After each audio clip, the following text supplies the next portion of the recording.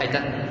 Kuidas siis nii läks, et see keskmine game selline sinu mõttes üsna heade tulemustega oli, aga siis jälle lõpuks kolmas game nii raskelt ja tasavägiseks kujunes?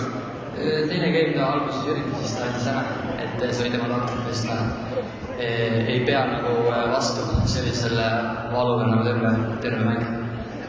Mis taktikas üldse mängule vastu läks, sellepärast, et üsna tuntud vastane sulle, te olete vist varem 3-4 korda kindlasti kohtunud ja skoor pigem oli tema kasuks. Mis taktika sa valisid? Taktika oli täpselt selline, nagu ma mängisin kolmas game, et ma mängin nagu ründavalt, aga mitte täiega.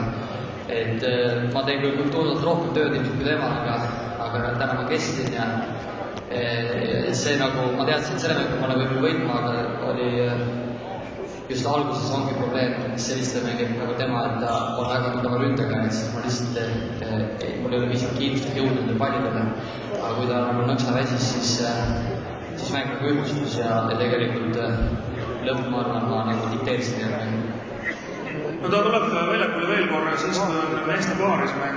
Mida sa meie meestele ette soovid sul sõnad, kuidas seda võita? Noh, kas nüüd just tema väga mängida, aga kindlasti nagu saab kõva soojenduse. Et ma usun, et see nagu ikka natuke piirkab tema sellist võib-olla võimsust ja sellist plahvatuslikust. Et ma arvan, et see on hea nagu meie meestele. Aitäh sulle veel kord! Aitäh!